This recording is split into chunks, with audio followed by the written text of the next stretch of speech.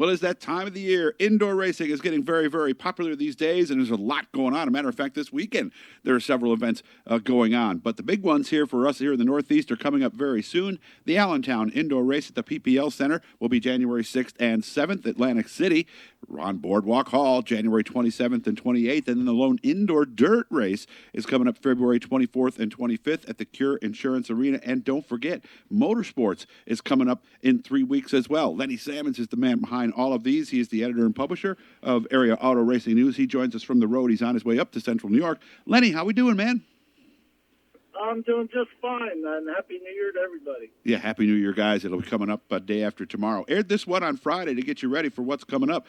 So next thing you know, you'll be down in Allentown. Yeah, we've been there the last couple of weeks, actually, promoting the event at their Phantom hockey games. And we're pretty excited. Got a good field, full field of cars entered, and we had some really good racing there last year, as we did all our events. So there's hockey going on now. What do they do? Do they melt the ice? Does it go on top of the ice? What do they do to get you guys in there for this event? Now they remove the ice. They have a hockey game on New Year's Eve. As soon as it's complete, they'll kill the temperature, start to melt it, and then kind of chop it up if they need to move it quicker and get it out of there. And we arrive on Tuesday morning or Wednesday morning, 7 a.m. The floor will be dry and clean, sitting there waiting for our crew to move in. We'll put the concrete barriers in and start erecting the fence and building the racetrack. Yeah, needs quite a bit of work. Needs to be a little more fence than for the hockey game, right? I would imagine, right? Yeah, it's a lot more weight. They just use plastic shields, but yeah, we put pipes into.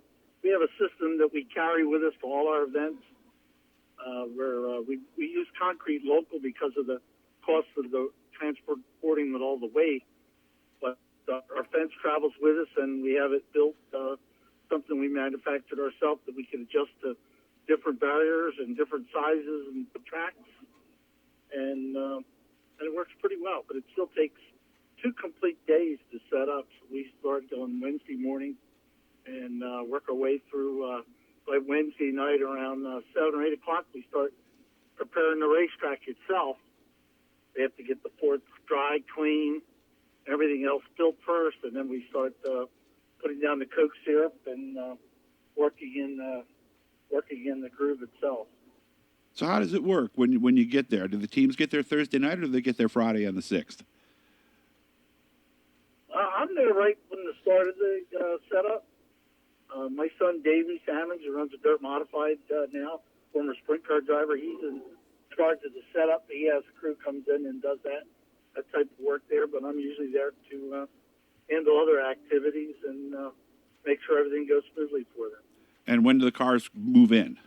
On Friday or Thursday night? Cars don't move in until anytime you run an event in a downtown building like that, which we've done several different states. It's quite difficult because parking is restricted to parking garages, which don't work well with with haulers, dually trucks, and race car trailers. So in Allentown, we park them about 1.5 miles away, and we bring them into town in groups. We don't block up traffic on Friday morning when we're unloading. The police shut down the street for us. Oh. We unload about 10 trailers at a time. They all get about 10 minutes and they're all portable. They're used to it. Guys who race with us indoors have been doing it for a while. They unload quickly, put it on the sidewalk, and then they go inside the building. In this case, we use a heated parking garage for the pit area. Gotcha. That luckily adjoins right outside of where the racing arena is, so they can enter and exit pretty quickly, and it's very comfortable in there. Like I said, it's a heated garage. IndoorAutoRacing.com is how you can find out more. You can get tickets and everything right there as well. January 27th, 28th, 3 weeks later, they head to Atlantic City. The guys are telling me the track's a little different in Atlantic City than it is in Allentown. Yeah, the track in Atlantic City is a little larger. It wasn't built for hockey like the others were. I see. They have played a small field football game in there, college football game inside there. They've flown a helicopter in that building. Really? It's a very old building where Miss America was crowned for so many years. Really? It's amazing structure, and we're lucky that they had built a convention center alongside of it years ago, which is no longer used for that. They built a new one since, but all the trucks and trailers park inside the convention center, and the cars, it adjoins it, the cars can go right to the racing surface there. So it's a very unique building, very old, but it offers us a little bit more straightaway. And some like it, some don't. The speeds are a little quicker in Atlantic City, but the racing in all the buildings is pretty good. And last year, my son Davey developed a different system for the racetrack itself, this stickiness of it, that we were able to get the outside groove to be as good, if not better at times, than the inside groove. That's And, nice. It got to the point where, and on a flat concrete surface, that's saying something without banking. Yeah, it You is. can make the outside be quicker, but he was able to do that. And after Friday night in Allentown, he came up with the idea, and it worked good on Saturday there. And every since it got better. Our Syracuse show we thought was amazing, where the leaders are now taking the outside groove when the restart, double file restart, rather than the inside because of the stickiness. So it's produced the best racing we've ever had indoors last year, and we're really excited to get going again in Allentown. Very nice. Of course, the indoor show on the February 24th and 25th at the Cure Insurance Arena in Trenton, New Jersey, that's different because these are 600 micros on dirt, right?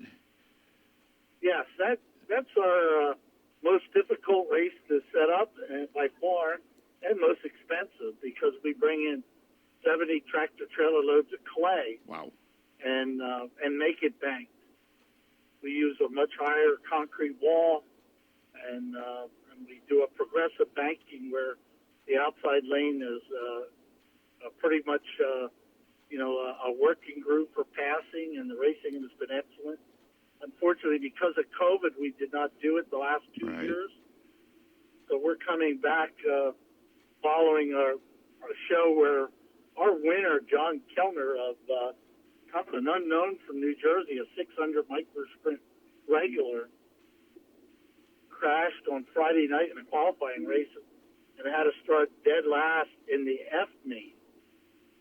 We have double letter qualifiers leading up to DA. Wow. And he started last in his F main and transferred in the top three of all 5 races to get to the A, and then started 24th and won the A main with a last lap pass of Billy Pouch Jr.